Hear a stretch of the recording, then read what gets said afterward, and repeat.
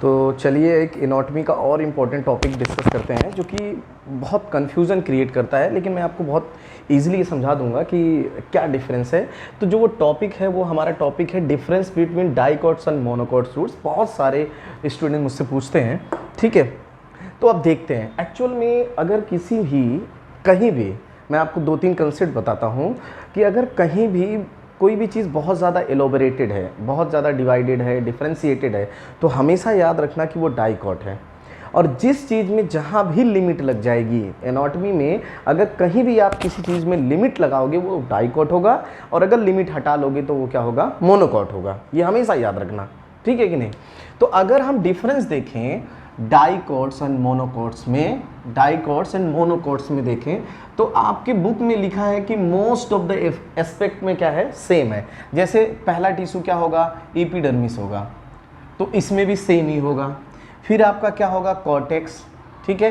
Cortex जो कि हमारी क्या है, सेवरल लेयर है, सेवरल लेयर है, इसमें भी कॉर्टेक्स होगा। देखो अब देखिए कि जो कॉर्टेक्स पे आ गए, एपिडर्मिस के बाद हम सीधा रूट में कहाँ आ गए, कॉर्टेक्स जो कि सेवरल लेयर है and inner several layer parenchymatous. अब पेरेनकाइमेटस का जानते हो इंटरसेलुलर स्पेस होता है, पेरेनकाइमेटस सेल्स होती हैं एंड इनर मोस्ट लेयर इसकी क्या होती है, inner most layer, inner most layer इसकी क्या है, इनर मोस्ट लेयर का नाम है इसका इंडोडर्मिस। ऐसे देखते जाओ, इंडोडर्मिस, ये भी सेम ही चीज है, इंडोडर्मिस।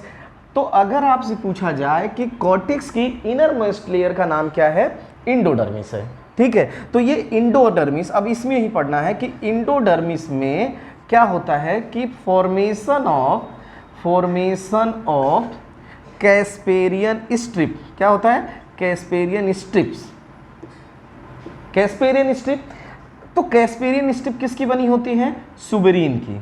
अब सुबरीन क्या होता है, वैक्सी सब्सटेंस है, वैक्सी सब्सटेंस है, और ये क्या करता है, इनहिबिट कर देता है, इनहिबिट एपोप्लास्टिक, याद रखना, एपोप्लास्टिक ट्रांसपोर्ट ऑफ वाटर, जो हमें डाइकॉट में देखा जाता है, ट्रांसपोर्ट ऑफ वाटर। या आप इसको मत भूलिए, कैस्पेरियन स्ट्रिप फॉर्मेशन किसमें होता है, किसमें होता है, casparian strip formation dicot root में होता है, और ये क्या रोक देता है, एपोप्लास्टिक ट्रांसपोर्ट ऑफ वाटर रोक देता है।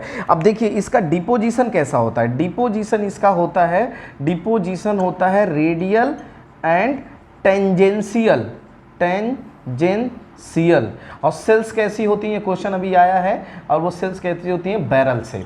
इसका मतलब हुआ कि जो इंडोडर्मिस की बैरल शेप सेल होती है उस पे वैक्सी सब्सटेंस का डिपोजिशन हो जाता है, और उस वैक्सी सब्सटेंस का नाम क्या है, इस बहुत इंपॉर्टेंट है, उस वैक्सी सब्सटेंस का नाम है सुबरीन। तो सुबरीन क्या होता है, वैक्सी सब्सटेंस होता है, वैक्स का बना होता है, इसलिए वो एपोप्लास्टिक ट्रांसपोर्ट ऑफ वाटर को रोक देता है। कल को आपको पूछा जाए कि apoplastic transport of water dicot roots में कौन रोक देता है, that is called casparian strip. आई बात समझने की, बहुत आपको दिया हुआ है, कैस्पेरियन स्ट्रिप रख देता है। कैसा डिपोजिशन होता है, रेडियल एंड टेंजेंशियल, एग्जैक्टली आपके बुक में लिखा हुआ है। और वो एंडोडर्मिस की सेल्स कैसी होती हैं, बैरल शेप। आपको पता है कि जो कॉर्टेक्स की इनर मोस्ट लेयर है सबसे पहले पाई जाएगी ये, फिर ये होगी, इसी की जो इनर मोस्ट लेयर होती है उसी का नाम है क्या, इंडोडर्मिस। आई बात में सेम कहानी मोनोकॉट में चलती है, मोनोकॉट में भी इंडोडर्मिस होती है।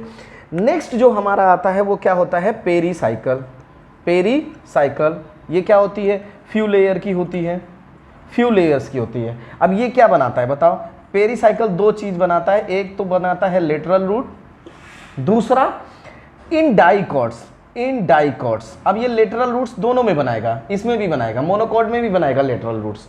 तो लेटरल रूट्स मोनोकॉट में भी बनती है, याद रखना, लेटरल रूट मोनोकॉट्स में भी बनेंगी। आई बात समझ में कि नहीं। अब लेकिन इन डाइकॉट्स, ये डाइकॉट्स में क्या करता है, in dicots also form vascular cambium, vascular cambium, याद रखना।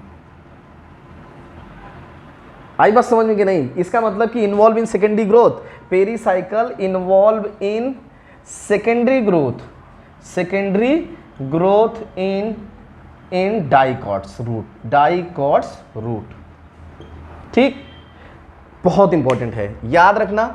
जो एपिडर्मिस सेम है, कॉर्टेक्स सेम है तुम्हारा, इंडोडर्मिस इसमें कैस्पेरियन स्ट्रिप बढ़ता है, इंडोडर्मिस इसमें भी होता है बट कैस्पेरियन स्ट्रिप फॉर्मेशन होगा जो कि रेडियल और टेंजेंशियल डिपोजिशन होता है किसका, सुबेरीन का रेडियल एंड टेंजेंशियल डिपोजिशन होता है। वो सेल कैसी होती हैं, बैरल शेप सेल होती हैं, वो एपोप्लास्टिक ट्रांसपोर्ट ऑफ वाटर को रोक देंगे। याद रखना कैस्पेरियन स्ट्रिप फॉर्मेशन कहाँ होता है, इंडोडर्मिस में होता है।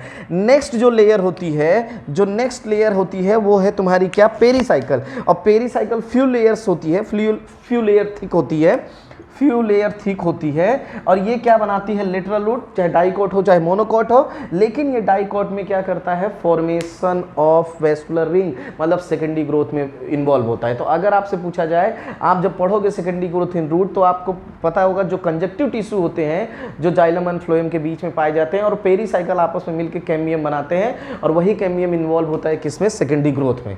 याद रखना। तो आउटर मोस्ट एपिडर्मिस, उसके बाद आएगी कॉर्टेक्स, फिर आएगा इंडोडर्मिस कॉर्टेक्स का ही इनर मोस्ट लेयर है, इसलिए हम इसको अलग से पढ़ रहे हैं क्योंकि इसमें कैस्पेरियन स्ट्रिप फॉर्मेशन होता है और इसकी सेल कैसी होती है, बैरल शेप सेल होती है और उसमें डिपोजिशन होता है किसका, सुबेरीन का, जो कि एक वैक्स्टिक सब्सटेंस है, वैक्स का बना हुआ है।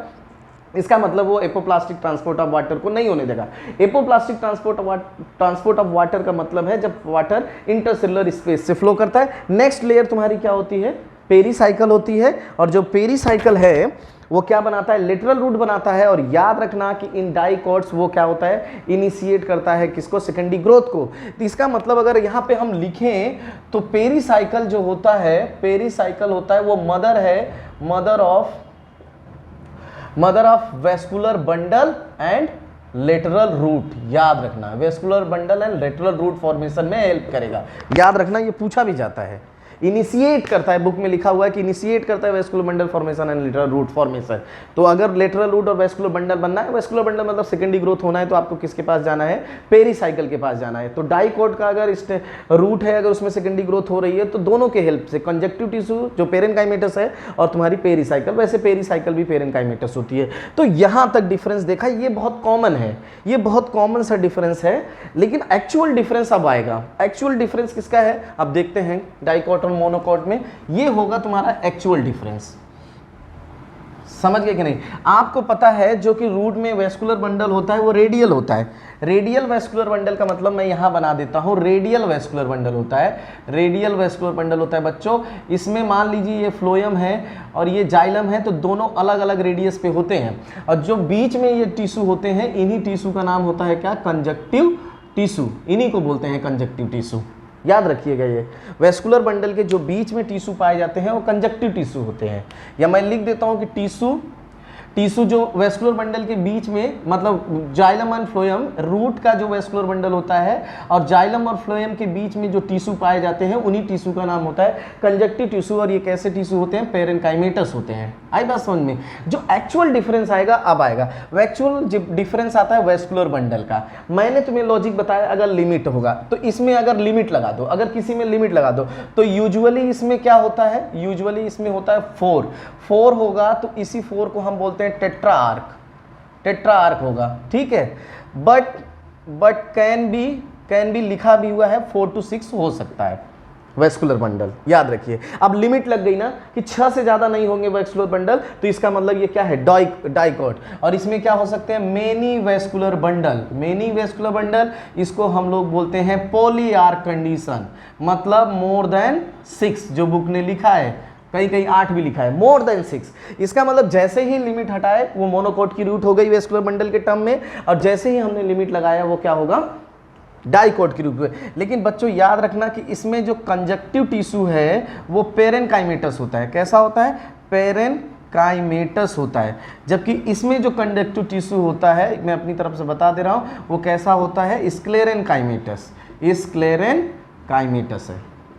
जो हमने वहां डिफरेंस देखा वो देख लिया, सारे आपके बुक में लिखा होगे, वो जितने भी आप जितनी भी चीजें पढ़ोगे उसमें वो डाइकोट और मोनोकोट में सिमिलर है, चाहे वो एपिडर्मिस हो, चाहे वो कॉर्टेक्स हो, चाहे वो इंडोडर्मिस हो, चाहे पेरीसाइकल हो। लेकिन क्या होता है कि जो डिफरेंस आता है रूट में, वो रूट में डाइकोट और मोनोकोट रूट में वो वेस्कुलर बंडल में आता है और पिथ में आता है। तो नेक्स्ट हमारा जो क्या है वो पिथ है। अब इसमें क्या होता है कि पिथ क्या होता है, रिड्यूस्ड होता है। क्या होता है, रिड्यूस होता है डाइकोट में। जबकि मोनोकोट में क्या होता है, पिथ क्या होता है, वेल डेवलप्ड। अब मैं इसके लिए लॉजिक ये बताता हूं, लॉजिक आप समझ लीजिए कि आर का मतलब होगा रूट, रूट होगा, आर का मतलब होता है क्या, रूट, और रूट को मैं बोलता हूं रूठा हुआ। तो बताओ जो रूठा हुआ आदमी होता है वो कैसा होता है, अकेला होता है। अब अकेला आदमी है तो इसको प्यार की जरूरत ज्यादा पड़ेगी ना, नीड मोर प्यार, और इसी प्यार को मैं क्या बोलता हूं, पिथ।